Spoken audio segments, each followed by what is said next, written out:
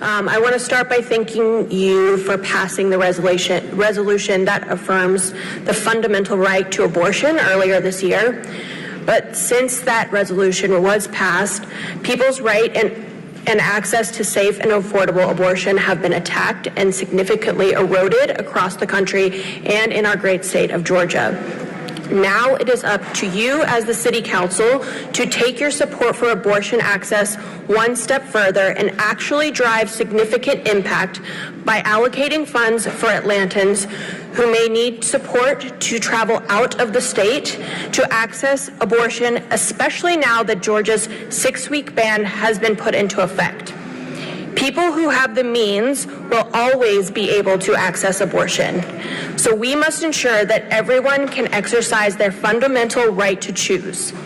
It is time for the Atlanta City Council to set up an abortion fund to help our most vulnerable neighbors pay for life-saving health care, because abortion is health care, and aid all Atlantans in taking back control of our own bodies. Thank you.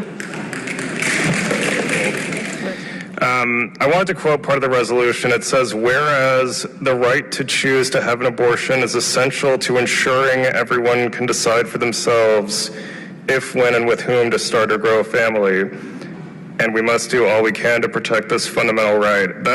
This, I think, is worth as much as all the legal reasoning that has now been taken out of the law by the Dobbs decision. All of the italics and citations and footnotes that the Supreme Court passes down, they don't tell us very much about the rights of people. So I think that this is a useful first step in having local legislative constitutional interpretation, not feeling bound up by whatever these 9 creeps in Washington, D.C.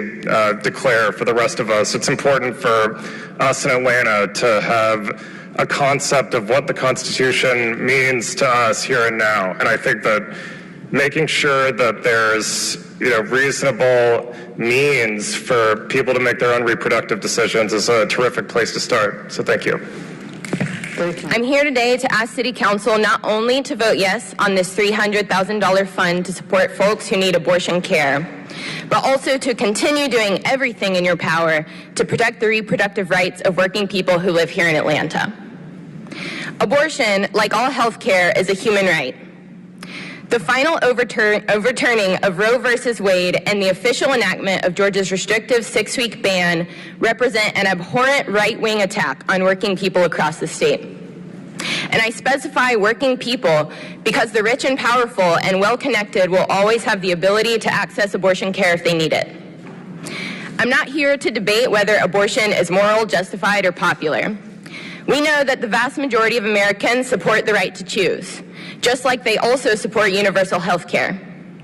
But the concept of choice is an illusion if it only applies to those with the means to pay or travel out of state. And these funds should come with no strings attached or means testing.